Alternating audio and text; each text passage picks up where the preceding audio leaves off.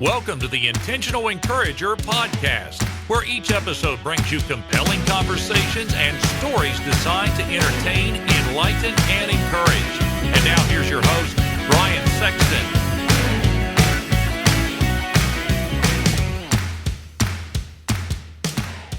And welcome into the Intentional Encourager podcast. I'm your host, Brian Sexton. Thank you for joining us again today. And I have a guy with me today. Appearance number 3 on the Intentional Encourager podcast. When you can get people to come back a third time, it's either they're bored or they have nothing else better to do, or I just beg long enough to where I say, please. But when you're this guy, an incredible guy, my friend Steve Sullivan, we had he and his co-host when he did the positivity chat. We had Steve telling his story, and I'll share something with you that I learned from Steve in that initial conversation that you guys have benefited from on the Intentional Encourager podcast for a good while. But now he is the author of the new book, Apples and Oranges on Your Team. Author, speaker, writer, leukemia survivor, Steve Sullivan joining me on the Intentional Encourager podcast. Steve, how you doing? I am doing great, Brian. I am so excited to be here today. And I just want you to know you get the honor of being the first to interview me on my new book. I appreciate that. Yeah, your book. I come to the best, buddy. Yes. So this episode will release, as we record this, it will release in about 3 weeks or so, and your book will be out. Yes. I want to save that for a little bit later in our conversation. I want to go here. We talked probably in the middle of last year, the first time we sat down and did this format. And so I want you to give everybody an update. How have things changed for you? Well, let's go here. Let's do this. Give me something that you have taken away from the last 18 months or so that will become a regular part of either your business, your life, or maybe your daily routine?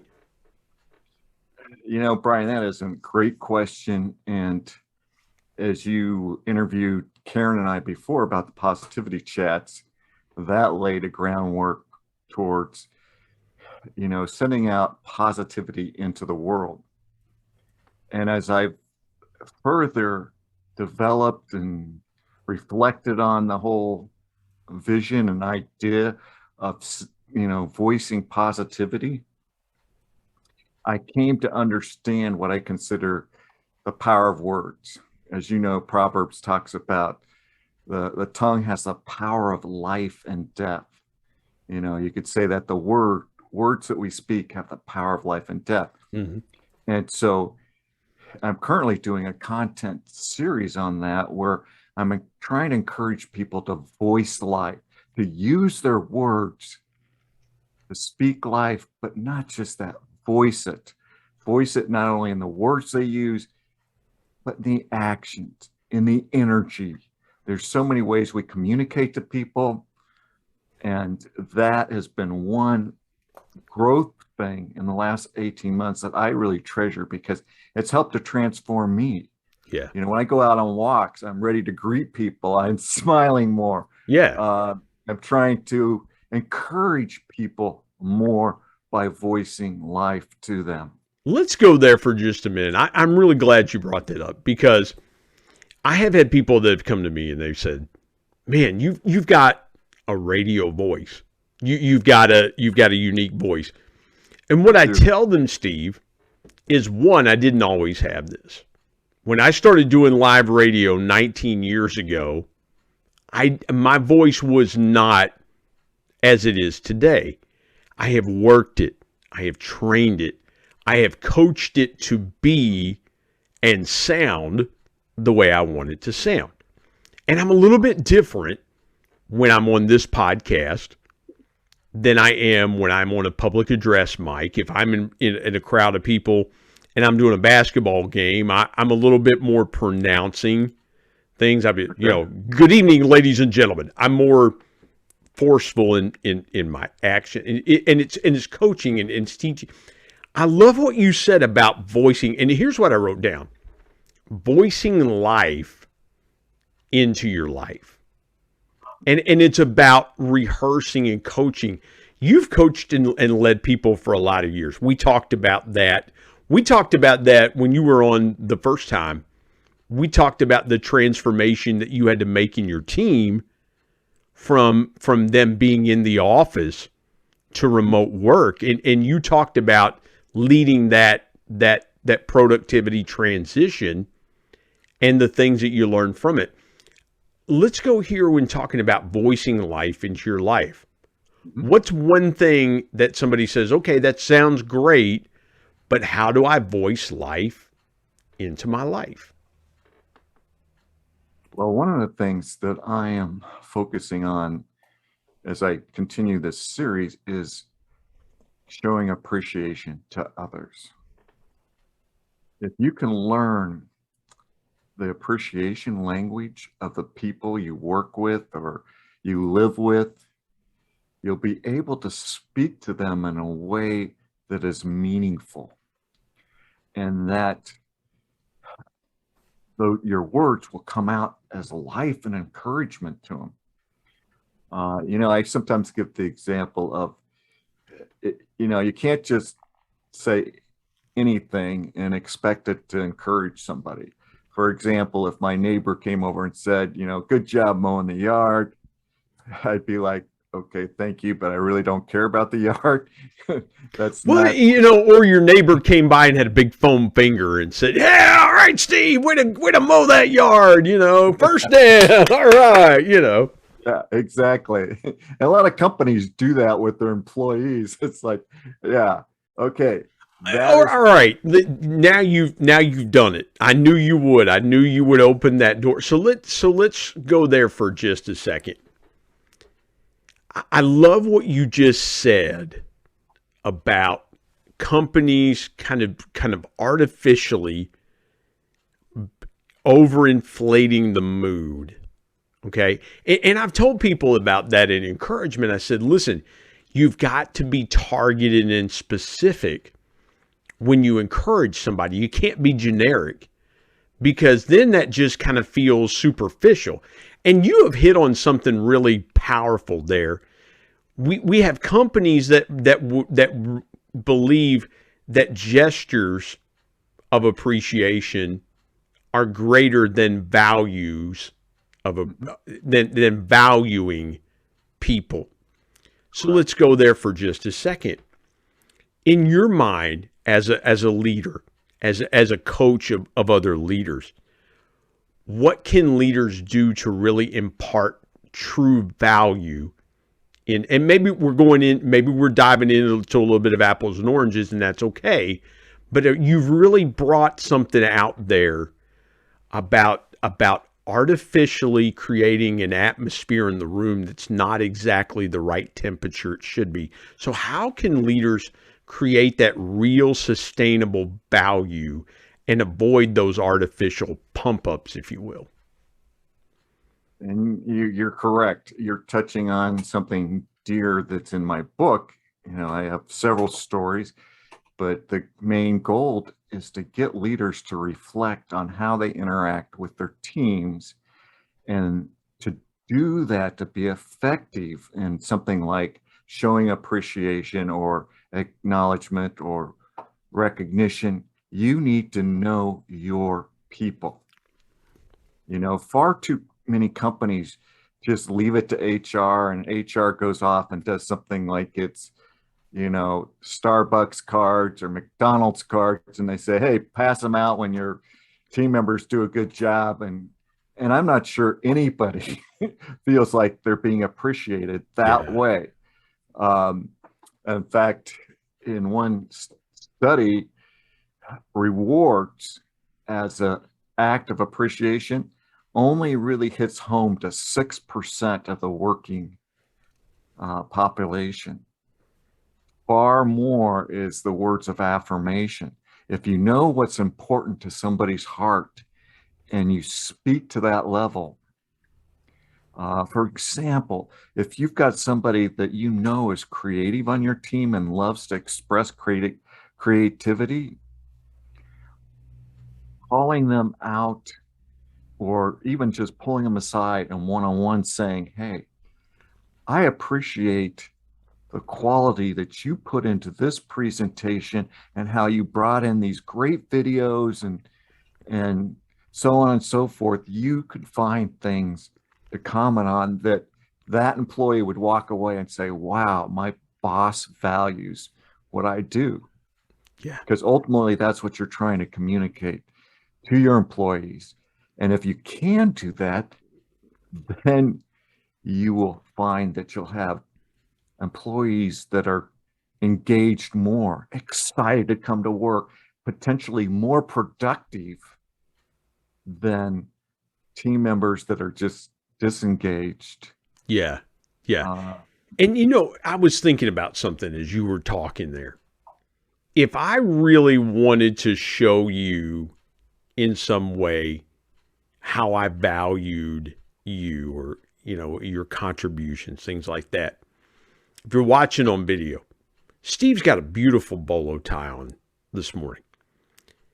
And if I really wanted to create some value within you, I might come to you and I might say, Steve, I was traveling last week. I was in this really cool place and I saw this and I thought of you and I handed you maybe a nice bolo tie with a stone in the middle of it or something like that. The value, it may not have the significant monetary value. And I love what you said about that. But you might go, you thought enough of me that you searched this item out and got it for me. And wow, that means the world to me. And it's what you're really just really on target with what you're saying, Steve, about how we think people want to be valued, but in actuality, how they really want to be valued. So let's go here just for a second before we take a break.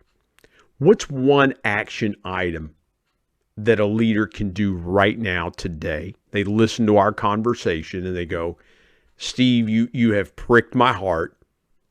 I want to start valuing I want to start valuing my people greater. What's one action item that they can take today that'll help them start to build value in those folks? They need to start with awareness. So it certainly encouraged them to sit down, write out the names of their team members, and then try and think, what do they know about that person that's important to that person? I mean, it might be sports, like for you and the Bengals, but that might just be a superficial thing. Maybe it's the fact that you wrote this great sales book, people buy from people, and you put your heart into that. So when somebody acknowledges your book, you feel like, wow, they get me, they appreciate what I had to give them. So it's important not to just superficially understand, but to try and spend the time with your employees to get that heart-to-heart conversations to find out what's really important to them. Because, I can think of a number of people who might say their families are important to them. And so if you as a boss say to them, hey, I know your family's really important to you. If there's some kind of family event that comes up that you need time off for, you come and talk to me and we'll work it out. Yeah. Yeah. That would make them feel really valued and really appreciated. Or if if a leader comes to you and say, Steve, listen, man, I know you're a huge Kansas City Chiefs fan and they're playing in Chicago. And I just want you to know that, because you value your family and things like that, I was thinking, man, somebody gave me these tickets, but I want you to have them because you mean something to us. And they look you in the eye and you can see the sincerity. Or maybe they send a little handwritten note and maybe at the bottom it says "Go Chiefs" or something like that, which you're a Kansas City Chiefs fan. And again, those things. And I had a friend of mine that did that. We met over LinkedIn. We become good friends. And I was talking to him one day, and he said, "Be sure." He texted me and said, "I need your address." So I sent him my address, and we were talking that morning. He said, "Be sure you go by your post office." He said, "What I sent you is there." And he is friends with the family of the backup quarterback of the Cincinnati Bengals, guy named Brandon Allen. He's known the Allen family for a long time and known Brandon Allen since he was a kid. Well, he sends me a hat from the locker room that Brandon Allen signed. He said, "Listen, I know it's not Joe Burrow, but man, that really spoke to me." And it's what you're saying, Steve, and it's really what you're drilling in on is the small gestures. And I love what you said. I know we said we were going to take a break, but I love what you said about the real percentage. 6% really only, what the 6% of those monetary rewards, what we think people value, it's a minute percentage of what people actually value. Correct. Perceived value versus actual value. Let's step aside, take a break. Let's go a little bit deeper on that. And when we come back, we're also going to talk about Steve's book, Apples and Oranges, on Your Team. And then a little bit later, we didn't do this the first time, but Steve really, he did something when he was on the first time that changed the way the Intentional Encourager podcast goes. And so I want to go a little bit deeper with Steve there. My guest is now author of the book Apples and Oranges on Your Team, Steve Sullivan, joins me today on the Intentional Encourager podcast. Back in just a moment.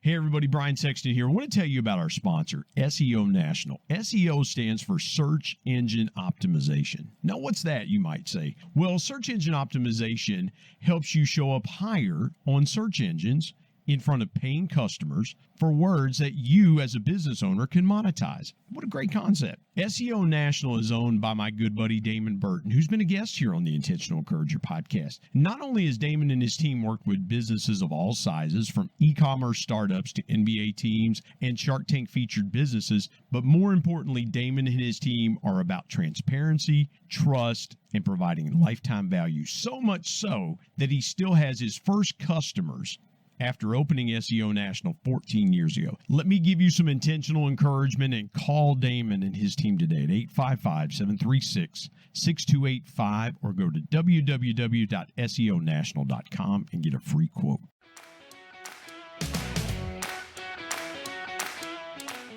Steve, what you were talking about before the break about value is so good. So let's take that conversation to apples and oranges. Where does the hidden value in apples and oranges lie within the book? When somebody picks a copy of that book up and they go, "I'm looking for," because I'll do that sometimes. I'll go, "Okay, where's the chocolate hidden in the cupboard?" When we were kids, my parents would hide the chocolate or something like that. But where is that real, in apples and oranges, where do you feel like that real hidden value is in the book? That is a great question, and your analogy of chocolates really applies to my book, because I have written what some people call our parables. I use metaphors in every story. I love metaphors because they're like a story within a story. And metaphors force you to think outside the box, to think differently. And so much of my book is not, oh, here's how to be a leader.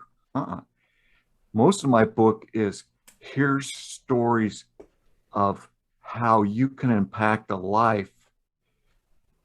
And I leave you with a question to reflect on that and draw from it the particulars of your own situation, and how you might apply that in your environment, because each team is different. It might be a team of volunteers for a social cause. It might be a cross-departmental team. It might be just your group. Those are all different ways people come together and work together. And so how you relate to those teams or lead those teams is going to have differences. And so I want you to think about different ways to stand up and be a leader that is life-giving, that voices life into the people you work with. Because if you can do that, your team will excel. They'll want to work hard for you. They won't want to leave you because you'll be quickly the best boss they've ever had. Yeah. Yeah. And that's where companies win. And sometimes I'm so frustrated because they see people as assets, as maybe cogs in the wheel, and oh, we can go off to China someplace and replace that cog. And that's can't be further from the truth. People are unique individuals. And if you can develop that uniqueness and develop those abilities, they will excel and expand and bring value to your company in ways you've never considered. That's brilliant. So there's a couple things that I want to park on there.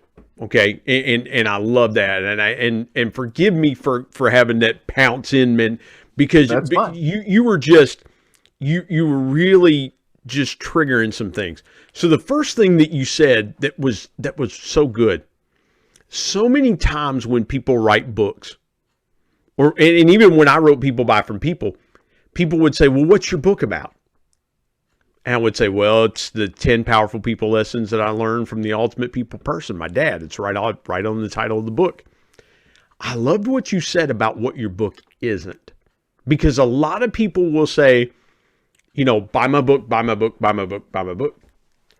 And you said, listen, if this is what you want in a leadership book, don't buy it. What you said without saying it is, if this is what you're looking for, if you're looking for the quick fix, don't buy apples and oranges on your team.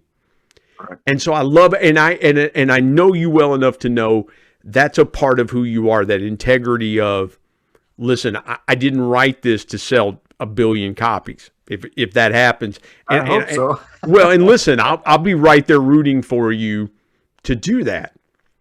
But that's not the intention of why you wrote the book. And I think a lot of people, Steve, I believe a lot of people want to be authors. They want to be influencers, or they want to do this because that's where they feel like the gold is. It's like the relentless pursuit of the gold. Yes. And you'll find a lot of times that you lose impact when you're so tunnel vision focused on pursuing the gold, you don't realize the other people around you that you could have impacted. Whereas, and forgive me for going long-winded here, my stepfather's father just passed away. And on his first wife's side, her father was very influential in the church that in our denomination. He was very well known, internationally well known. He was a missionary and things like that. So when he died, there were tons of people that came to his funeral. I mean, it was a massive thing. My stepfather's father just passed away, and they had it in a small room in a funeral home.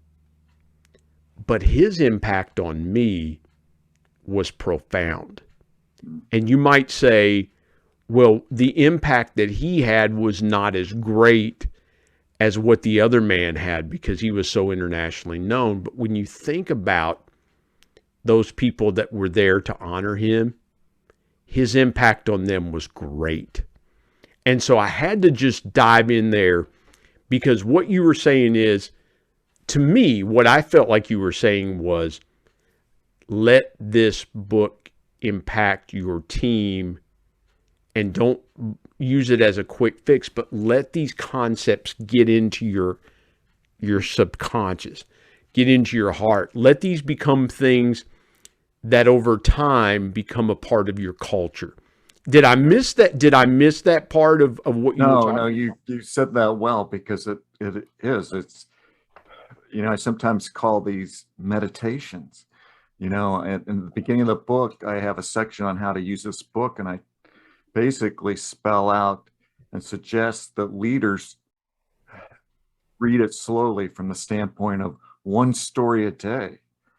Over 1 month, they will have gone through the book.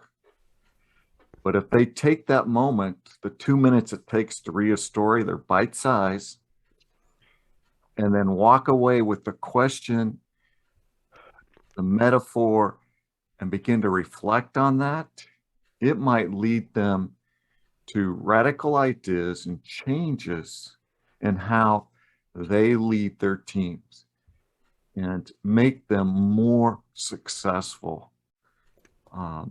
But you're right. It's not here's the 1, 2, 3, 4, 5 steps. Yeah.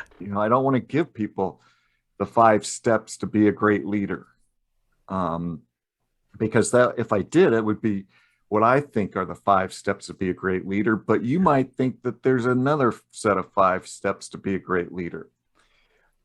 So what I want to do is create a book that all leaders can look at and become a part of the stories, to reflect on how that story might relate to them and their relationships with others. I want to read something from the first part of your book. You talk about your creative journey. And here's what I want to read of it. You said this. You said, to vary my content on social media, I shared with one of my followers. In posting it, the joy of storytelling rekindled in my heart. And Steve, what you were just talking about is so powerful, because it's the ultimate way we as human beings relate to where we are in our lives, or what we're doing in our lives right now. I know when I was in sales, I would share stories with people about other people. I would leave the names out, or maybe change the name or something like that. But I would say, it reminds me of a time when this particular situation happened, just like yours. And here's how we fixed it. Here's how we dealt with it. Yes. And I believe if you'll take these same steps, maybe in a little bit different way, that you'll get the similar results. It'll solve your problem. But what people want to know, I believe this, and this is why one of the things that and I'll share this with you now, one of the things that your first appearance on the Intentional Encourager podcast taught me was to go deeper. And here's why I want to bring that up to you, and thank you publicly for that, because I've mentioned this before to other people. You were talking about your first battle with leukemia. Yes. And we were talking about that. And I felt this prompting inside of me to ask you more, to go a little bit deeper. And you were telling me about your second battle with leukemia. And go back and listen to that conversation. And Steve, that was an eye-opening moment for me to prod and push deeper, to the point where I'll jump in a little bit more and say, give me a little more conversation around that. You taught me that there is so much more to the story.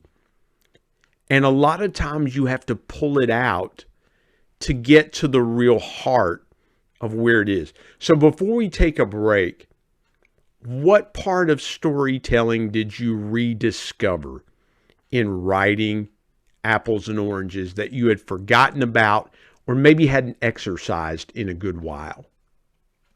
Yeah, in the early 90s, so over 30 years ago, I started writing a series of short stories, mainly from a devotional standpoint. I would take, potentially a scriptural idea, a scriptural image, and write a story around it in a way that would convey the message or the truth differently and get people, again, to think about it in a non-standard way. And I really enjoyed doing that, writing those stories. But as my life got busy and I was into work and various things, I just set those things aside. And it wasn't until a few years ago when, I was laid off after a merger and found myself with time that I rediscovered them and said, hey, I should go back and see if I can write some more. And Yeah. I just took it one step at a time, but each step, people responded so positively that encouraged me to keep going, that somewhere God's given me a gift to write these short stories that have the potential of a powerful statement or impact on somebody. Yeah, that's so good. Let's step aside, take another break. When we come back, we'll talk a little bit more about apples and oranges. And again, I want Steve to tell you a little bit about his story and his life, where he's gone, where he's come from battling leukemia. I said that. I remember saying that. I'm like, we got to have you back to tell more of that story. Maybe we can dive a little bit deeper into that. But again, I would encourage you, and Steve's going to tell you at the end of the episode how you can get a copy of Apples and Oranges. My guest, Steve Sullivan, the author of Apples and Oranges on Your Team, back on the Intentional Encourager podcast in just a moment.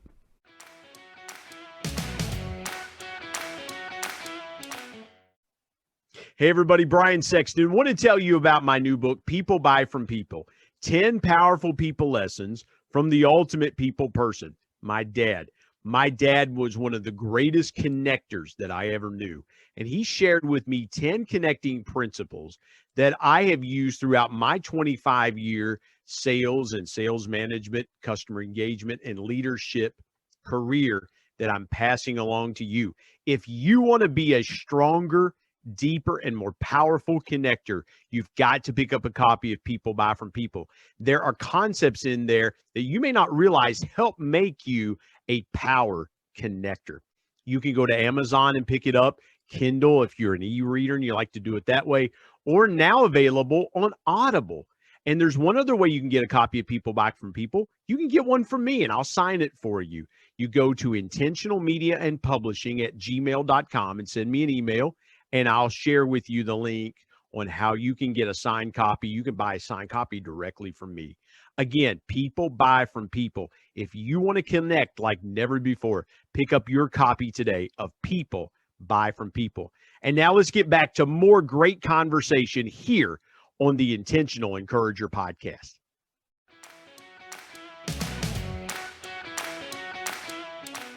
Steve, let me ask you this. If I picked up a copy, when I pick up a copy of Apples and Oranges, everybody has asked me, they're like, what's your favorite chapter in People Buy From People? I said, well, it's the first one. That's why I put it first. It's, it's people by consistency. That's my, but again, when you write, it's like saying, well, what, if I had more than one kid, like, who's your favorite kid? I'm like, well, I love all of them equally. I love every concept in my book, and I'm sure you do too. What's the one concept that people will just go, this is it. This says what Apples and Oranges is supposed to say. Right? What did I ask that question correctly? I don't know if there's one, because each story touches on different elements of life. And the great thing about the stories, and what I love, is to talk to people who've read them and say, what stories can you think of that stood out to you, that meant something to you? And they'll pull up a story that, I quite frankly, sometimes I've thought, oh, I kind of forgot I even wrote that. Because this journey of writing has been interesting for me, because as I first started writing, I'm so thankful I had a great writing partner, Mario Costella. He would, I'd run him past him to let him do a little bit of editing and give me a little bit of direction, because they're really relatively short stories.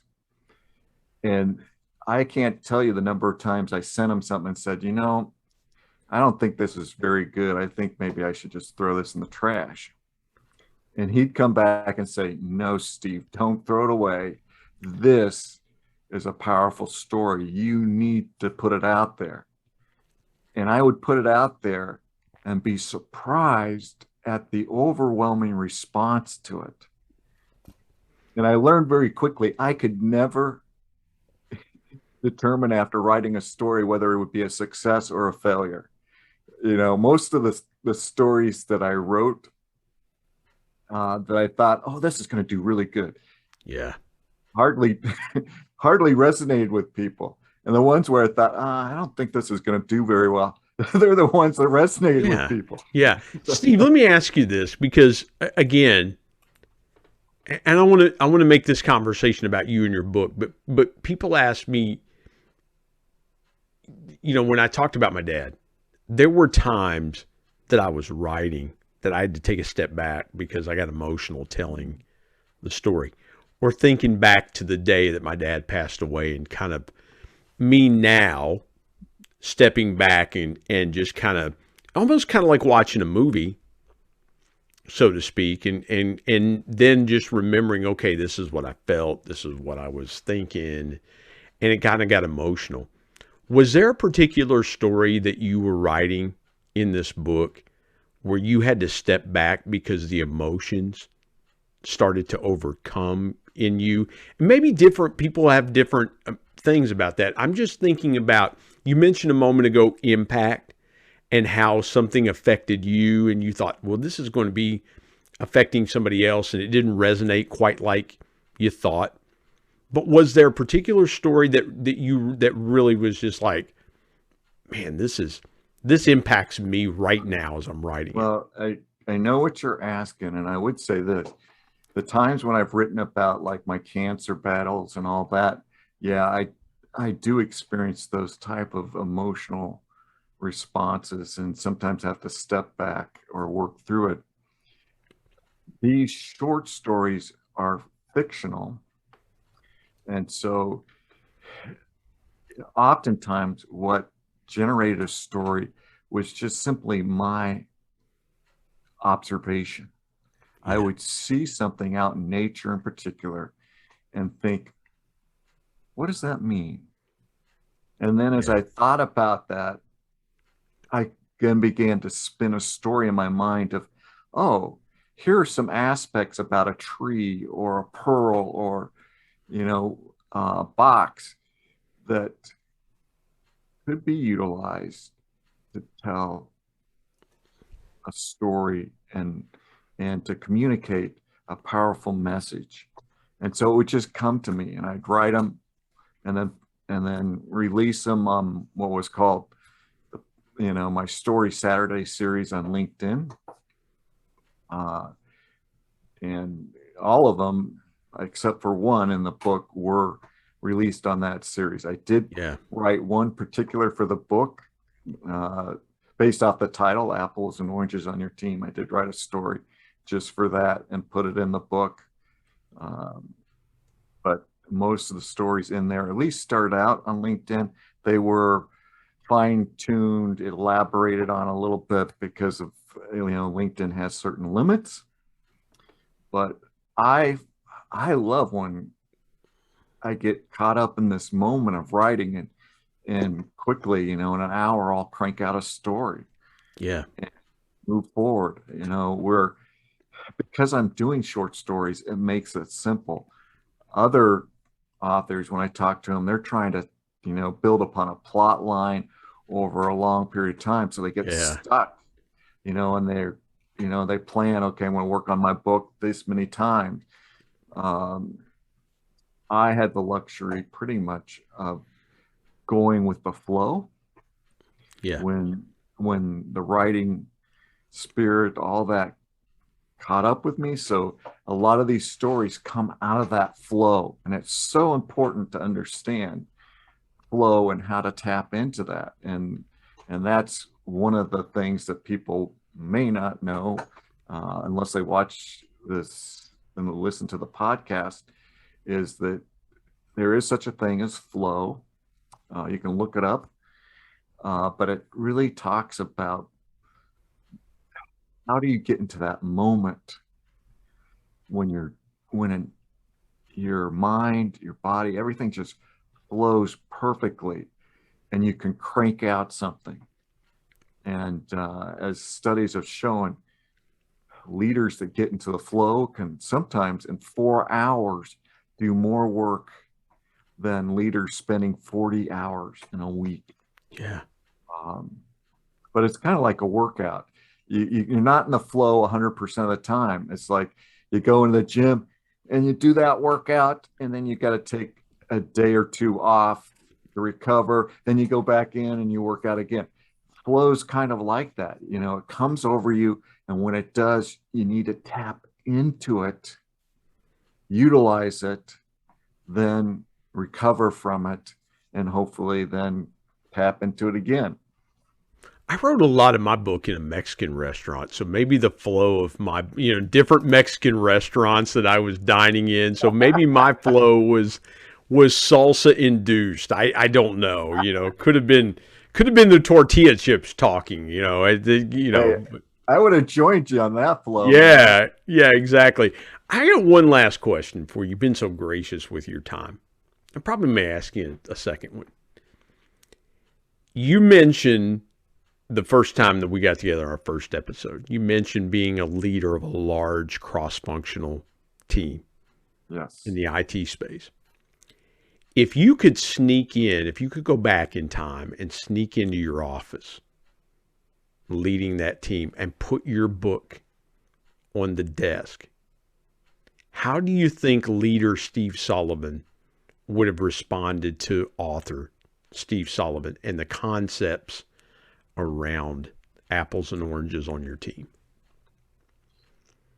In some ways, it would help me grow. In other ways, what you see coming out in these stories are leadership lessons I learned as a leader and practice as a leader. You learn from different things, and I'm a big proponent of servant leadership.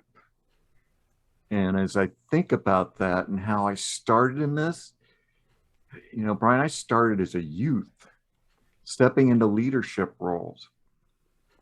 But I think the one thing that transformed me, as I recognized as a youth, as I tried to reach out to some kids in my high school who were kind of the druggies, the people on the outside, and I realized it was hard because I didn't come from that background. I didn't know what they were dealing with. Yeah. But I went to the Lord and I said, Lord, I don't know how to love these people. Love them through me. Yeah. And he started to do that. And that's really the source of my leadership over the years, has been to say, okay, how can God love through me to my team? And does that mean I've been perfect? No, I made several mistakes, and I am thankful for the feedback that I got along the way to make me better. Because you as a leader, you fall into patterns that you don't always recognize. Yeah. You don't really understand how they might impact your team until somebody brings it to your attention. And then you realize, oh, okay. Just walking by people, not smiling, not saying hi to them, because I'm mentally cranking through some kind of solution that needs to be built because my engineering mind's on. Yep. I had no idea that John I walked by was interpreting that as me being angry with him or not liking him.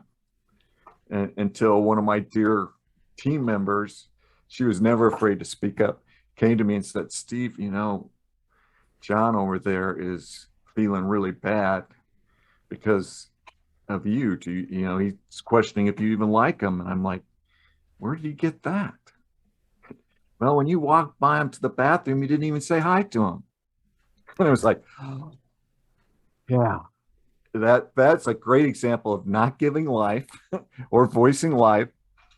And I'm thankful that Ellie, who came to me, told me that so I could go to John and say, John, I am so sorry. You're a very valuable member of my team. I appreciate you. Yeah. Don't misinterpret me if I'm in this engineering mode mindset, but hey, I will try and do better in greeting people in the hallway. Well, and there are times that, and I'll defend that behavior a little bit because here's what happens. A lot of times people don't know what you've had to do. And I say it this way. The first time I became a leader, my friend who I was taking over for pulled me aside. And he always called me sexy. By my last name being sexy. Yeah. He always called me sexy. He'd done that for years. And he said, Sexy, let me tell you something. Now you're going to see what I shielded you from. And a lot of times people don't understand that in leadership, you might have just taken a bullet for that person you're walking by. You might have just you may have had something, and you need time to process it. You need time to internalize it. You need time to figure out, okay, how can, and I love what you just said, how can God love through me to my team? Maybe you got to deliver a hard message to that person and you're trying to figure out the best way to do it. And you're taking that time in your mind going, how am I going to not really damage or destroy this person? But I've got to give them some feedback. I've got to give them this message. I've got to deliver this. And I'll tell my wife and son sometimes when I have to deliver something hard, I'm like, don't shoot the messenger. Don't shoot the messenger. I'm just, it's almost like you mentioned in the Bible, I tell people all the time, you want to have the servant of Job mentality. When you look at the story of Job in the Bible, when bad things happen, there's one servant that escapes to tell Job that these bad things have happened. And I said, look, when there's death and destruction around you, you want to be the servant of Job. You want to be the dude that escapes all of it. And so that's the thing that I'm thinking is, when you said that, Steve, a lot of times people don't understand what you've just had to deal with. And I'm not trying to make an excuse for it. No. But sometimes you have to, go ahead. You're correct. They may not know what I'm dealing with or those other things. But what I drew out of that lesson was how I present myself to my team impacts my team. Just by walking by and not greeting them can make an impact on one of your team members. It may make no impact on another team member. The question is, what is your intention in working with your team? Do you not care or do you care? And as a leader, I cared. So it was like, okay, if I'm intentionally or unintentionally, let's put it that way, sending forth a message that I do not want to communicate, then I want to change that behavior so that my behavior is intentional and communicating with those people. Yeah, and we can always file that away too. We can always come back to that person and say, look, I don't want you. And I had a similar story that happened to me at church a few years ago. I was talking to somebody, and I really had to train myself to make eye contact with people. Had to train that part of my brain so that when someone is speaking now, I'm very comfortable with it. When someone speaks to me, if you catch me looking to the side, I want to give Steve the perception that I'm looking him in the eye as he's speaking. And so I was talking to somebody came up to greet me, and I just kind of did this. I said, hold on a second. I went to that person a few minutes later and I said, I didn't want you to think I was rude, but if I acknowledge you, then in my brain, I will want to check out of that conversation that I'm having to focus in on you. And I said, I want you to know that when I'm speaking to you and when you and I are talking, I'm going to give you the same respect. And he looked at me and he said, I've been in sales over 20 plus years. And he said, I knew exactly what you were doing. There's no harm here. You were making that person feel completely present in the moment, just as you're making me feel completely present in the moment. And I learned something there that, you can make someone, you don't have to shun someone, but you can bring that person back into that discussion at a later time. Steve, I want to be respectful of your time and the audience's time. What is the biggest piece of intentional encouragement that people will find in Apples and Oranges on Your Team? I think from the people I've heard from a lot of people who are under bad managers who don't care about their people. Maybe they don't even want to intentionally, maybe in their own mind, they think they care about their people, but their actions and how they work with their team does not communicate that. And as they read these stories, they'll often leave, lifted up, so to speak, like, I wish my manager would do some of this with me, and feel like they're able to experience, maybe in a virtual way with me, that feeling that they would love to have with their manager. And so, from that standpoint, I think it's broader than the leaders, but I certainly want the messages to get to the leaders that investing in people is the way to be successful. Wow. Investing in people is the way to be successful. I could not agree more. Steve, let folks know how they can find Apples and Oranges on Your Team. Where can they get it? It'll release October 7th. And as we release, so it'll be released after or before this podcast releases. So tell folks where they're going to be able to get it. You'll be able to find it on Amazon, either as an ebook, soft cover, or a hardback cover if you're one of those people who really like hardbacks. You can also potentially pick it up at a bookstore. I'm not sure how many bookstores will actually carry it, but if you were to walk into your favorite bookstore and ask them if they can order you a copy, they will be able to order you a copy and get it for you. That's awesome.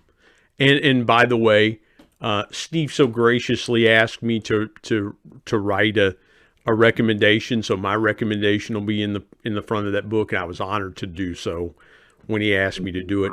And I'm honored to have the first conversation about Apples and Oranges on Your Team with my friend Steve Sullivan. Steve, thank you so much for your time today and joining me on the Intentional Encourager podcast.